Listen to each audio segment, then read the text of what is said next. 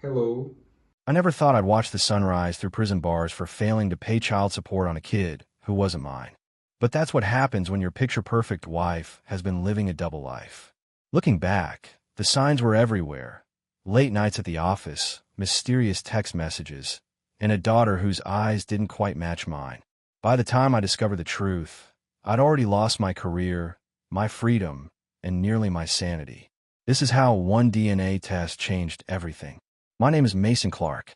I'm 46 years old, and for 15 years, I built a comfortable life as a pharmacist at Value RX, one of those big chain drugstores you see on every corner in suburban America. I was the guy who knew everyone's prescriptions, who'd slip a lollipop to the kids when they came in with their moms, who'd take time to explain to elderly customers exactly how their medications worked. People trusted me. I had respect in the community. Natalie and I had been together for nearly 8 years. Married for 5. We had a 4-year-old daughter, Emma, who had my eyes, or so I thought. We lived in a modest but nice 4-bedroom in a good school district in Springfield. 2 cars in the garage, a golden retriever named Buddy, weekend barbecues in the summer.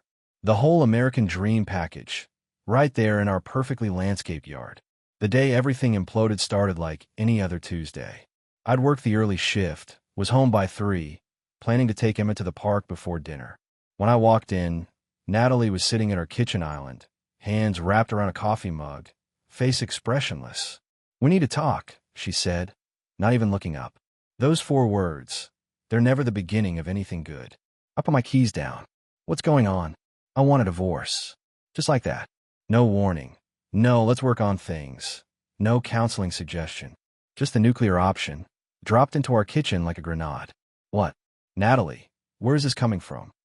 My mind was racing, trying to connect dots that weren't there. "If this is about the hours I've been working." "It's not about your hours, Mason. It's about us. We're done. I've already talked to a lawyer." The shock hit me like a physical blow. Already talked to a lawyer? This wasn't a spontaneous decision. She'd been planning this, behind my back, for who knows how long. "What about Emma?" My voice caught on our daughter's name. Something hardened in Natalie's expression. "I want full custody. You can see her every other weekend." Every other weekend? I saw my daughter every day. I gave her breakfast each morning, read her bedtime stories most nights.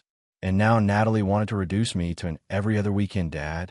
"That's not happening," I said, finally finding my spine. "Emma needs both of us." Natalie's laugh was cold, unfamiliar. "You'll find the courts typically side with mothers." "Oh, and I'll need substantial child support, of course." Child support? I was already covering our mortgage, both car payments, Emma's preschool tuition, and most of our other expenses. But something in Natalie's calculating gaze told me this wasn't about Emma's needs. This was about punishing me, though for what, I couldn't yet understand.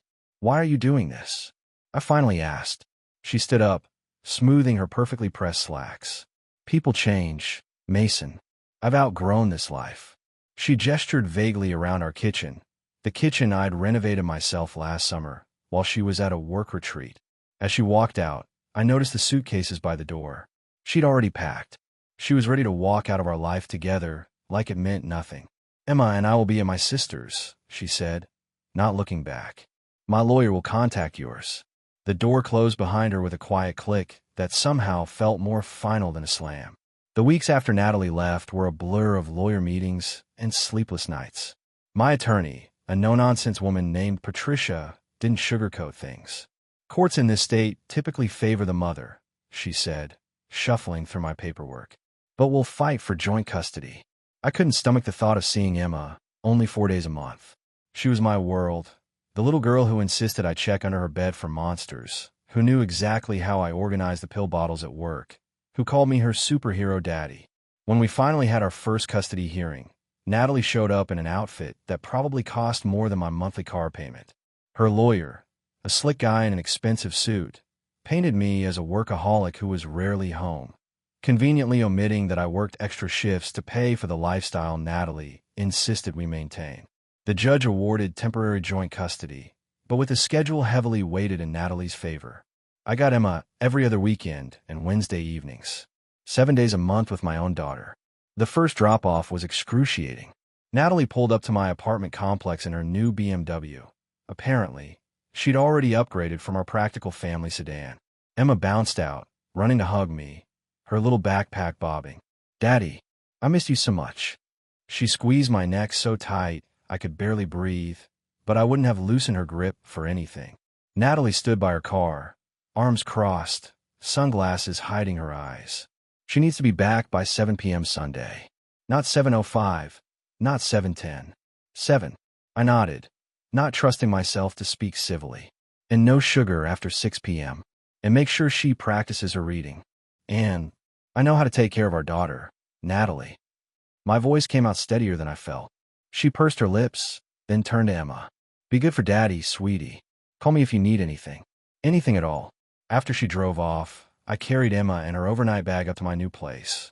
A one-bedroom apartment with a pull-out sofa in the living room that would be Emma's bed during visits.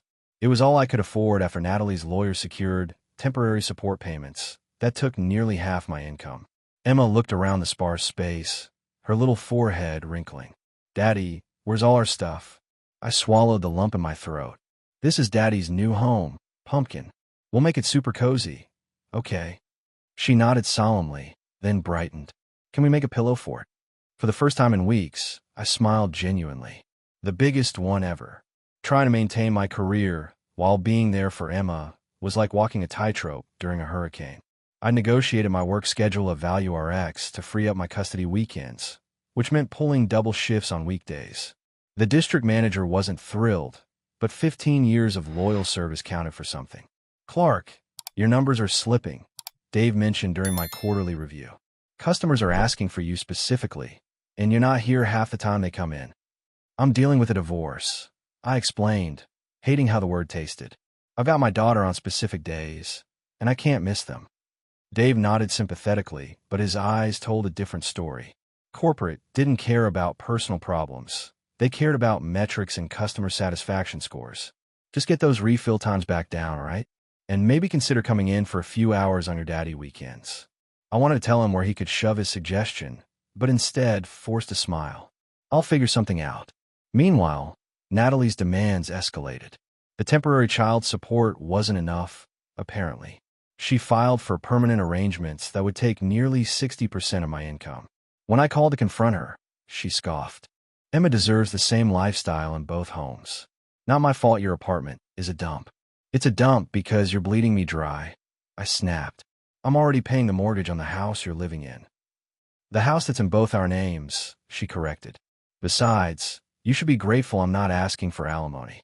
Each month was a financial high-wire act. I started skipping lunches, canceled my gym membership, and sold my golf clubs. Not that I had time for golf anymore. Even with these sacrifices, I was barely keeping afloat.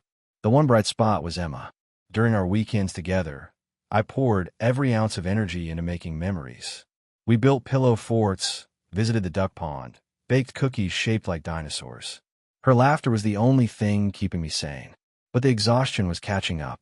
One Monday morning, after staying up late finishing monthly inventory reports, I mixed up two similar-looking prescriptions. The pharmacist technician caught my mistake before it went out, but Dave called me into his office immediately. "This is serious, Mason. One mistake like this that gets to a patient could end your career and someone's life." "It won't happen again," I promised, though my bloodshot eyes undermined my conviction. "It better not. Consider this your first and only warning." As I walked back to my station, I checked my phone. Another text from Natalie. "Emma's summer camp deposit is due. $1,200. I've already paid my half." I leaned against the wall, closing my eyes briefly. Something had to give, and I was terrified it would be me. The inevitable happened on a Tuesday in March, 9 months after Natalie walked out. I'd been working 60-hour weeks, surviving on energy drinks and sheer determination. The mistake was small, dispensing 30 pills instead of 90, but it was my third error that month. Dave didn't even pretend to be sympathetic this time. "This isn't working, Mason. Value RX can't afford the liability." Just like that, 15 years of loyalty ended with a cardboard box of personal items and final paycheck. On the drive home, panic clawed at my chest. How would I pay child support? The mortgage? My rent? I spent the next week applying to every pharmacy within 50 miles. The responses were identical. "We'll keep your resume on file." Translation: not interested in a pharmacist with recent dispensing errors. By the time my next weekend with Emma rolled around, I was surviving on unemployment benefits that barely covered my rent. I considered canceling. How could I afford to feed her, much less do anything fun? But the thought of missing those precious days was unbearable. Emma didn't seem to notice we were eating mac and cheese instead of ordering pizza, or that our Saturday adventure was a free community event rather than the children's museum. She was just happy to be with me, showing me her new wobbly tooth and practicing the songs from her preschool spring concert. Then Natalie called Sunday afternoon, her voice razor sharp. "Where's this month's support payment?" "I lost my job," I admitted. "I'll get another one soon, but not my problem. The payment was due yesterday. Can you give me a couple weeks? I've got interviews lined up," and she cut me off. "Our agreement doesn't have a when it's convenient clause, Mason. Figure it out." I sold my watch, pawned my laptop, applied for food stamps. Each week, I sent Natalie whatever I could scrape together. A few hundred here, 1,000 there. It wasn't enough. The threatening letters from her lawyer started arriving, followed by notices from the court. 3 months after losing my job, I received the final blow, a court summons for failure to pay child support. My attorney called with the bad news. "They're pushing for penalties, Mason. Possibly even jail time if you can't pay the arrears." Jail time. I sank onto my sofa, the room spinning around me. "For trying to support my daughter while looking for work. The system doesn't care about intent," she said gently. "Just results." "Clark, Mason J." The bailiff's voice echoed through the courtroom as I stood, legs barely supporting me. Judge Harding hardly looked up from her paperwork. "Mr. Clark, you're currently behind $12,450 in child support payments. How do you plead?" "Your Honor, I lost my job, but I've been—" That wasn't the question. Guilty or not guilty? My court-appointed attorney nudged me. "Guilty, Your Honor, but with mitigating circumstances." The judge finally looked at me, eyes cold as January ice. "The court acknowledges your plea. You're sentenced to 4 months in county detention for willful failure to pay child support. Perhaps this will motivate you to meet your obligations to your child." Just like that, I became an inmate. They took my belt, my shoelaces, my dignity. 4 months in jail because I couldn't find work fast enough after being fired. 4 months away from Emma. 4 months that might as well have been 40 years. The irony wasn't lost on me. My ex-wife had me jailed for child support, which meant I'd now have an even harder time finding employment to pay that support. The system wasn't designed for justice, just punishment. County lockup was a special kind of hell. I bunked with a check fraudster named Darnell who snored like a chainsaw, ate bland food that barely qualified as edible, and showered with one eye open. I kept to myself, avoided eye contact, and counted days like precious gems. The worst part? Emma thought I'd abandoned her. Natalie told her I was away on a trip and couldn't see her. No visits, no calls. My parents tried to maintain contact, bringing her to see me once, but Natalie shut that down quickly with legal threats. 3 weeks into my sentence, a guard called me to the visitation area. I assumed it was my parents, but instead found an unfamiliar face waiting. "Mason Clark? I'm Eric Donovan." The name sounded vaguely familiar. "Do I know you?" "We met a few times at company parties. I worked with Natalie at Summit Real Estate for a while." Now I remembered, tall guy, sales team, always hanging around the punch bowl at Christmas parties. "What brings you here?" "Natalie sent you to rub salt in the wound." Eric shifted uncomfortably. "Actually, she has no idea I'm here. Can we talk privately?"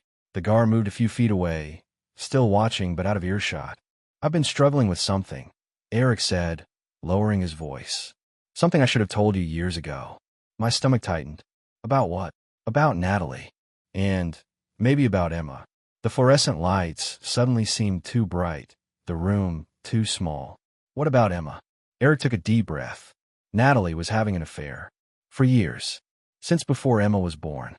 The words hit me like physical blows. An affair? Before Emma was born? With who? I demanded, though part of me already knew.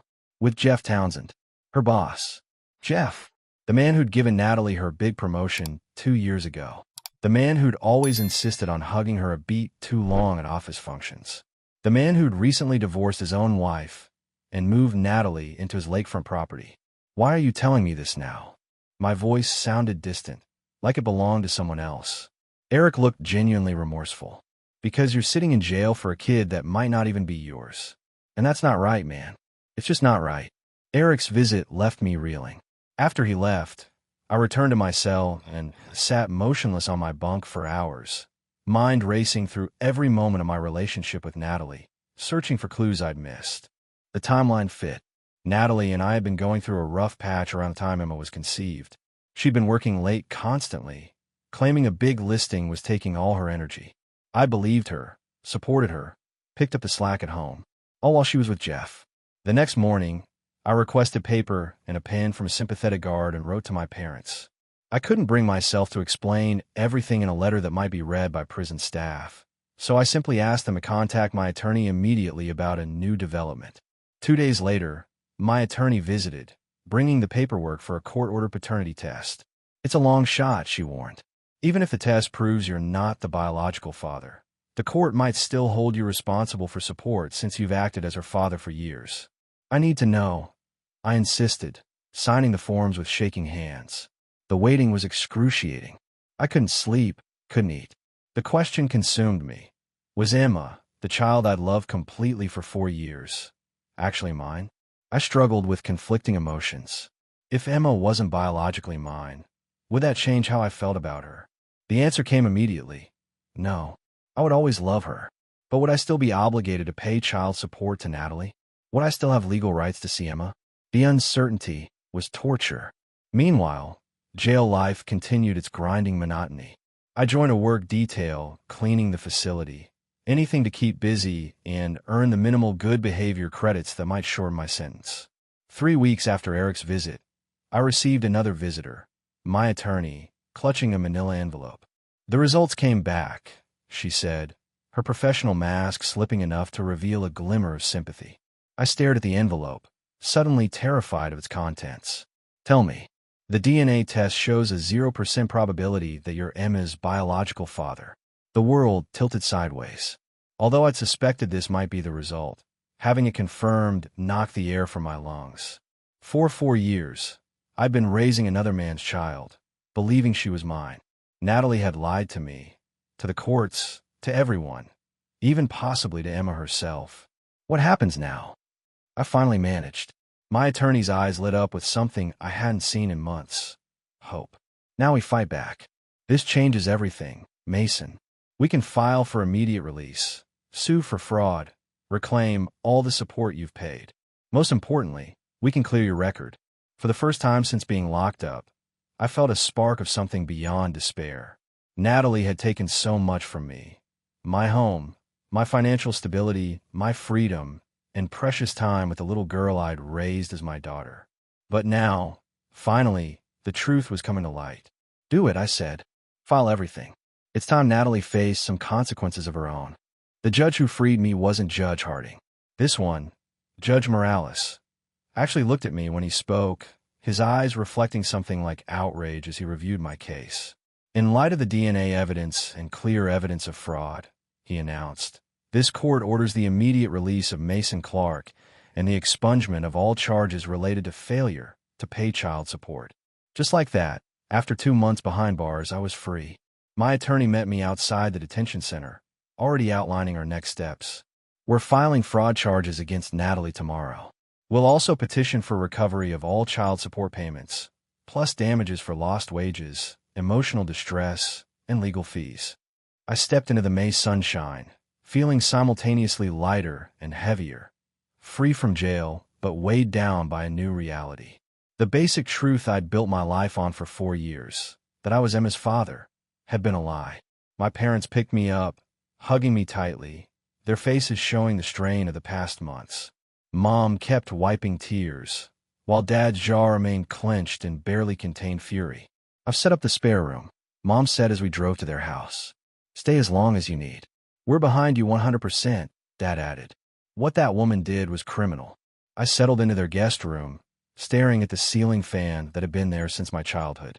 How had my life collapsed so completely? 9 months ago, I'd had a career, a family, a home. Now, I was a middle-aged man living with his parents, unemployed, with a criminal record, even if soon to be expunged, and grieving a child who had never truly been mine. The question that kept me awake: what about Emma? She didn't know I wasn't her biological father. She didn't understand why I disappeared from her life. In her 4-year-old mind, I was still Daddy, the man who checked for monsters under the bed, who knew exactly how she liked her peanut butter sandwiches cut, who could identify every dinosaur in her picture books. Biology or not, I loved that little girl. But did I have any right to remain in her life? Would fighting for visitation just confuse her further? My attorney called with unsettling news the next morning. Natalie's fighting the fraud charges. Claims she genuinely believed you were Emma's father until the DNA test. That's bull, I snapped. She knows exactly who she was sleeping with. I agree, but proving it requires evidence. We need to build a solid timeline of her affair with Townsend. That's when I remembered Eric. I might have a witness. A former co-worker of Natalie's who knew about the affair. She jumped on this. Call him immediately. If he'll testify, we've got her. Eric agreed to meet that afternoon at a coffee shop near my parents' house. He looked nervous, constantly checking the door like Natalie might burst in. I should have spoken up years ago, he admitted. But Natalie made it clear that anyone who crossed her would regret it. She's ruthless at work. You must know that. I need to testify. Eric, tell the court what you know. He hesitated, then straightened his shoulders. I'll do it. It's time someone stood up to her. For the first time in months, I felt something like hope. Natalie had manipulated the system, manipulated me, even manipulated Emma. But her house of cards was about to collapse. The legal process moved at an excruciating pace. Depositions, motions, countermotions, each designed to delay the inevitable reckoning. Natalie hired an expensive attorney who specialized in high-conflict divorces, as if that euphemism somehow erased her fraud. Meanwhile, I stayed with my parents, applied for pharmacy positions in neighboring counties, and tried to rebuild some semblance of a life. The hardest part was not seeing Emma. Natalie had cut off all contact, claiming it would confuse Emma to see me while our legal battle continued. My attorney fought for temporary visitation rights, arguing that abruptly removing me from Emma's life was harmful to her emotional well-being. The family court, at least, seemed to recognize this truth, granting me one supervised visit every 2 weeks. Our first reunion was at a sterile visitation center, with a social worker observing from the corner.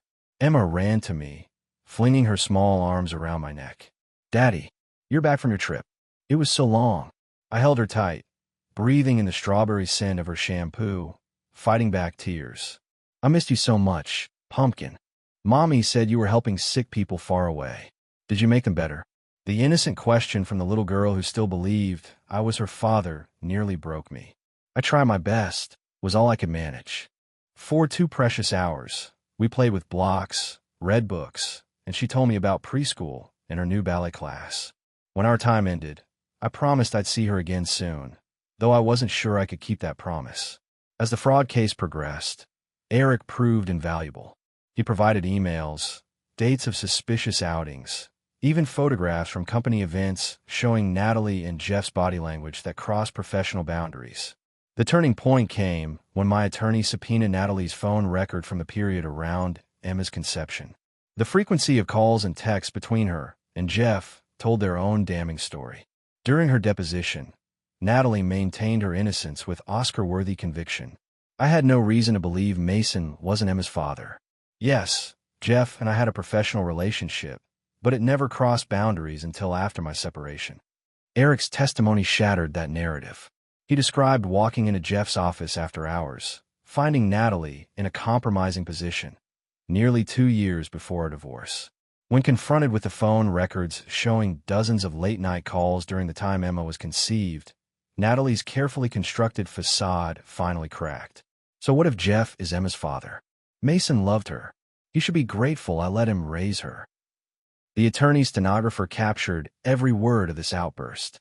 In that moment, Natalie had inadvertently confessed to knowing the truth all along. Outside the deposition room, my attorney couldn't hide her satisfaction. We've got her. Fraud, perjury, contempt of court. She'll be lucky if she doesn't face criminal charges. I should have felt vindicated. Instead, I felt hollow. What happens to Emma in all this? She's the innocent one. The courthouse steps were crowded with reporters when I arrived for the final hearing. My case had attracted media attention. Pharmacist jailed for child support. DNA proves he's not the father. Made for attention-grabbing headlines. I kept my head down, following my attorney through the gauntlet of microphones and cameras. Inside, Natalie sat with her attorney, her perfect posture and designer suit, creating an image of respectability that I now recognized as entirely false. Jeff Townsend, Emma's biological father, was conspicuously absent. Judge Morales entered, and the courtroom fell silent. He didn't waste time on preliminaries.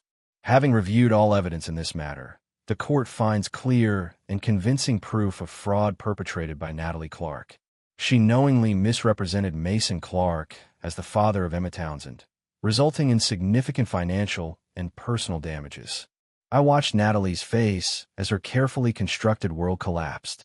Her expression cycled through disbelief, anger, and finally, fear. The court orders immediate termination of all child support obligations. Additionally, Ms. Clark is ordered to repay all child support collected, totaling $46,245, plus $75,000 in damages for lost wages, legal fees, and emotional distress. The judge paused, his gaze hardening as he addressed Natalie directly. Furthermore, this court is referring this case to the district attorney for potential criminal prosecution on charges of perjury and fraud. Ms. Clark, your actions were not merely deceptive, they were criminal. My attorney squeezed my arm in triumph, but I felt oddly detached. Financial restitution couldn't restore the months I'd lost behind bars, couldn't repair my damaged career, couldn't heal the psychological wounds of this betrayal. As we exited the courtroom, Natalie tried to approach me, her mask of confidence finally shattered. Mason, please, you have to understand. I thought I was doing what was best for Emma. I stopped, facing her directly for the first time in months. No, Natalie, you did what was best for yourself. You always have. What about Emma? She asked, desperation creeping into her voice. She loves you. She asks about you every day. The mention of Emma pierced my detachment. That's the only thing we need to discuss. I want continued visitation rights. Her eyes widened. After everything, you still want to see her? Even knowing she's not yours. Biology doesn't make a father, I said, surprised by my own certainty. Love does. I've been Emma's dad since the day she was born, and if she still wants me in her life, I'll be there. Natalie's lawyer pulled her away before she could respond, but I'd made my position clear. DNA test or not, I wasn't abandoning Emma. Outside, the spring sunshine felt cleansing. My parents waited by their car, their faces showing relief and vindication. My mother hugged me tightly. It's finally over, she whispered. You can move forward now. But was it really over? The legal battle might be resolved, but the emotional aftermath was just beginning. How would I explain to Emma, when she was old enough to understand, why I disappeared from her life, then reappeared? How would I build a relationship with her while navigating the complicated dynamics with Natalie? These questions had no simple answers, but for the first time in nearly a year, I had the freedom to face them on my own terms. The judge's ruling hadn't just restored my financial standing. It had given me back my agency, my dignity. As I drove away from the courthouse, I allowed myself to imagine a future where I could be part of Emma's life without Natalie's manipulation. It wouldn't be the future I'd once envisioned, but it could still be meaningful. It could still be filled with love. 3 months after the court ruling, my life had begun to stabilize.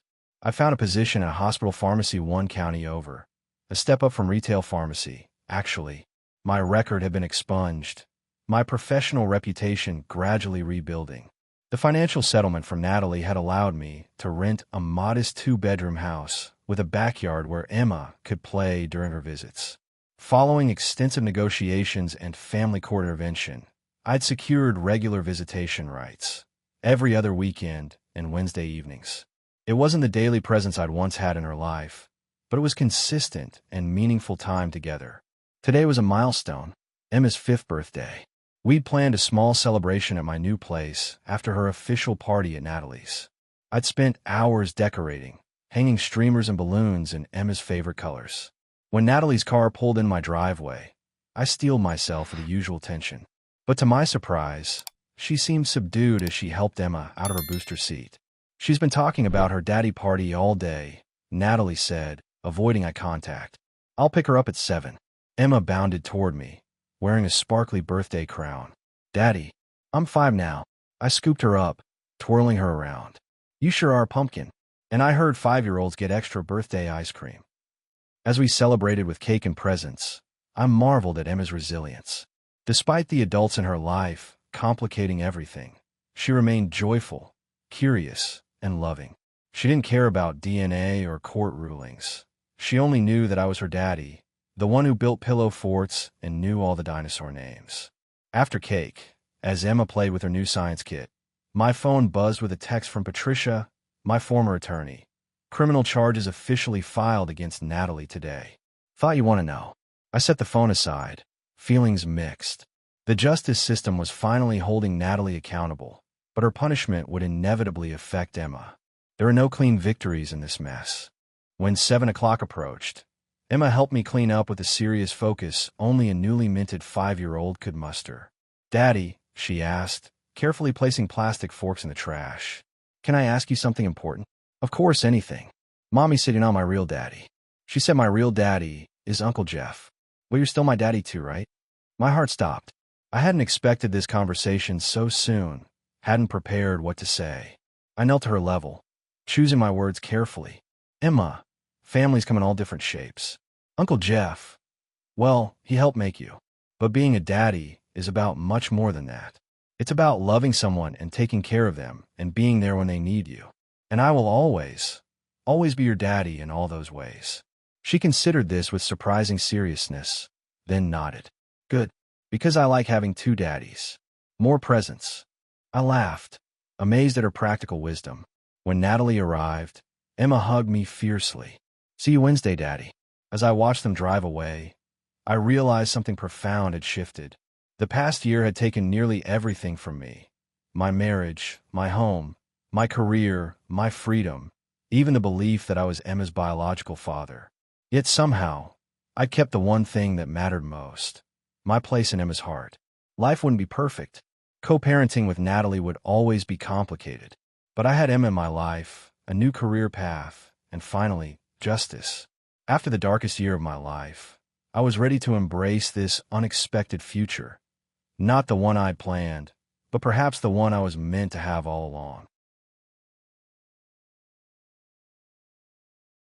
Bye.